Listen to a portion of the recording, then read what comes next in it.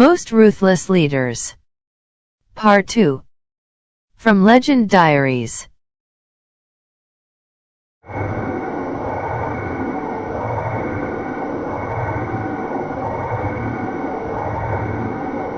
The Countess lured young peasant women into her castle, promising them jobs as maids before brutally torturing them to death.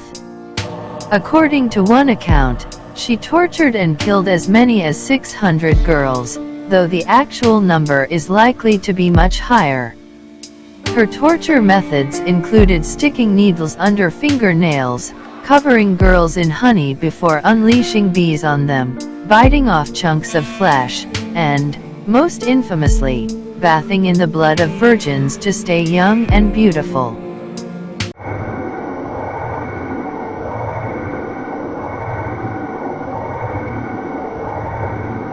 One of the many influential figures involved in the French Revolution, Robespierre became one of the dominant players during the Reign of Terror, a period of extreme violence when enemies of the revolution were guillotined, arguing that this terror was an emanation of virtue. According to historical sources, Robespierre was soon corrupted by power and was executed by guillotine as well.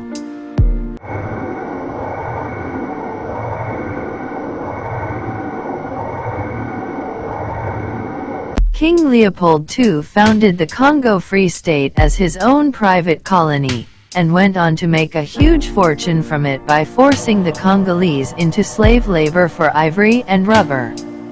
Millions ended up suffering from starvation, the birth rate dropped as men and women were separated, and tens of thousands were shot in failed rebellions. Demographers estimate that from 1880 to 1920 the population fell by 50%. This forced labor system was later copied by the French, German, and Portuguese officials.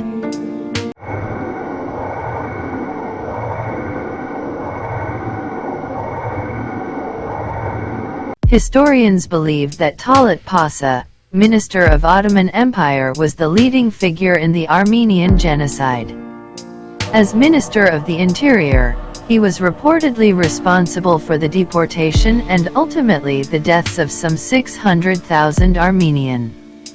He was assassinated in Berlin in 1921 by an Armenian.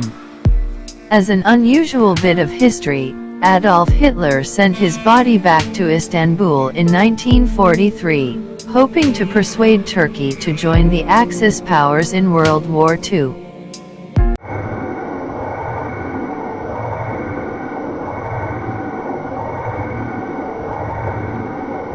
In 1917, Lenin led the October Revolution to overturn the provisional government that had overthrown the Tsar.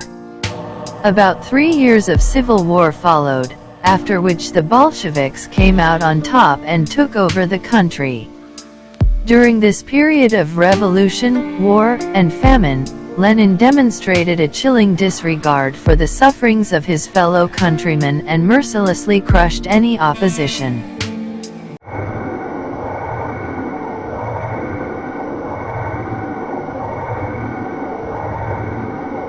After escaping military service, Mussolini founded Italy's fascist party, which was supported among disillusioned war veterans, and organized them into violent units called Black Shirts.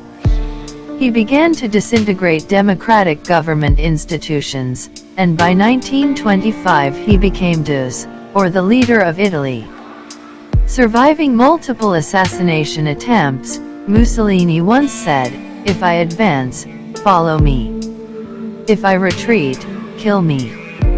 If I die, avenge me." In 1936, Mussolini formed an alliance with Nazi leader Adolf Hitler in which he introduced anti-Semitic policies in Italy. In April 1945, already removed from power, Mussolini tried to flee as Allied forces closed in on him, but he was shot and killed by anti-fascists and hung upside down in a Milanese square.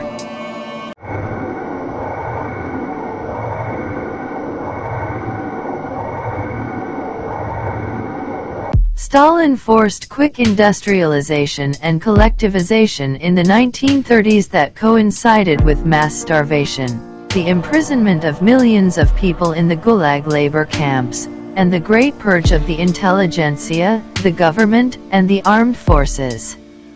During World War II, Stalin's son Yakov was captured by or surrendered to the German army.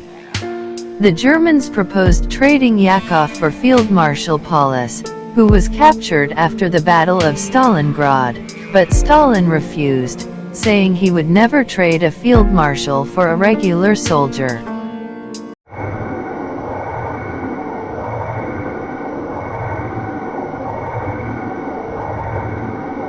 By the end of 1941, Hitler's German Third Reich Empire and Axis included almost every country in Europe plus a large part of North Africa.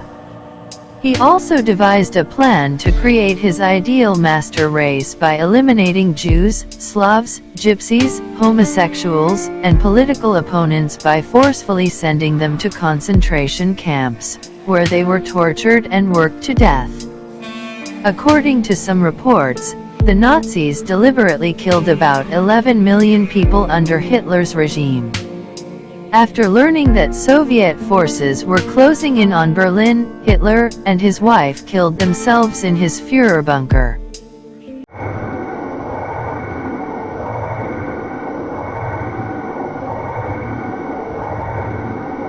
After several meetings with Stalin, Choibalsan adopted the Soviet leaders' policies and methods and applied them to Mongolia. He created a dictatorial system and suppressed the opposition, and tens of thousands of people were killed. Later in the 1930s, he began to arrest and kill leading workers in the party, government, and various social organizations in addition to army officers, intellectuals, and other faithful workers. Thanks for watching, friends, and see you in the next video.